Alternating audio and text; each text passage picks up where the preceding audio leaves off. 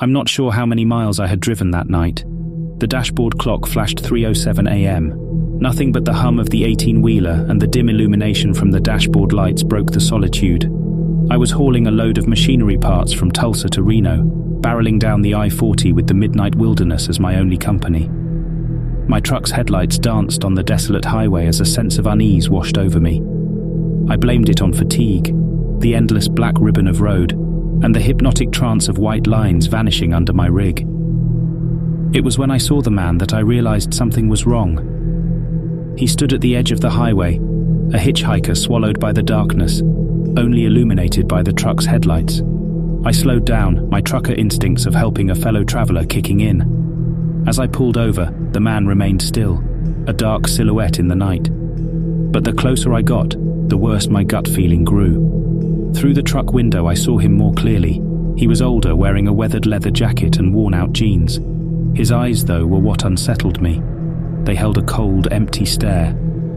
"I need to get to the next town," he croaked, opening the truck door before I could reply.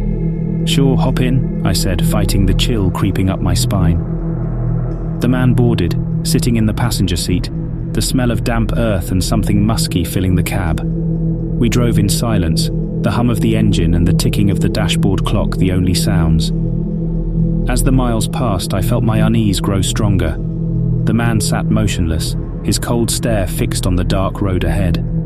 It wasn't until I glanced at the rearview mirror that I saw it. Behind the truck, the highway was gone. Instead, there was a strange, eerie blackness, a void that swallowed the road, the land, the sky.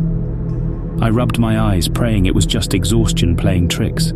But when I looked again, it was still there, a consuming black void getting closer with each passing second. What's happening?"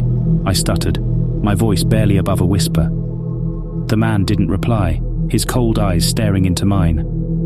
"You're driving through the night," he said, a haunting smile on his face.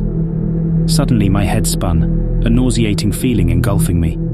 Images flashed before my eyes, a rickety wooden sign reading "Welcome to Nowhere," a derelict town, the man standing beside a decrepit house, his haunting smile and those empty eyes. Then, everything went dark. I fought against the encroaching unconsciousness, gasping for breath as the cold, inky void swallowed us whole. When I woke up, the truck was stopped and the man was gone. The cab was as cold as a winter night. I looked around. The void was gone, replaced by a familiar landscape under the twilight sky. The dashboard clock flashed 3:07 a.m. With trembling hands, I started the engine, which roared to life, filling the silence. As I drove away, my eyes caught a sight in the rearview mirror. There, standing at the edge of the highway, was the man, watching as I drove away. Ever since that night, I've tried to forget, but the experience remains etched in my mind. The man, the void, the eerie town, it all felt too real to be a dream. But one thing is for sure, I'm not the same man I was before I picked up that hitchhiker. It's like a piece of me was left behind in that inky void, replaced by a lingering fear that clings to me like a second skin. Days turned into weeks, but I couldn't shake the feeling. I'd wake up drenched in cold sweat, images of that night plaguing my dreams. And each time I'd get behind the wheel of my rig, my heart pounded like a jackhammer. I returned to the stretch of I-40 where it all happened, searching for any sign of that man or the void or the eerie town. But the road was just as I remembered it, a normal, desolate highway through the wilderness. Nothing out of the ordinary, no sign that any of it had been real. But then, one day, as I was hauling a load up through Oregon, I got a call from dispatch. There was a job waiting for me back in Tulsa, one they said only I could handle.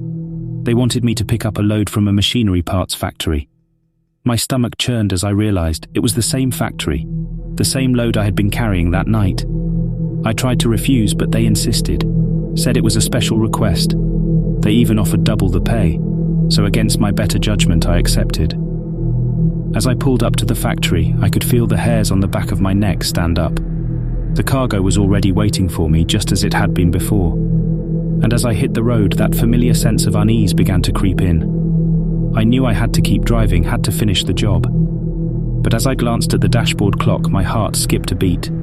It was 3:07 a.m. My palms sweat as I gripped the wheel tighter, my knuckles white. But I was resolved. I wouldn't let the fear beat me. I'd drive this road 1,000 times before, and I'd drive it 1,000 times again. But as I looked up into my rearview mirror, my heart dropped. The highway behind me was disappearing, swallowed up by a familiar inky void. And sitting in the passenger seat, wearing a worn-out leather jacket and a chilling smile, was the hitchhiker. His cold, empty eyes met mine in the mirror. "Driving through the night again, are we?" he asked, his voice as cold and hollow as the void behind us. And though I was terrified, I forced a nod. There was no escaping this time. This was my road, my journey. After all, some rides never truly end.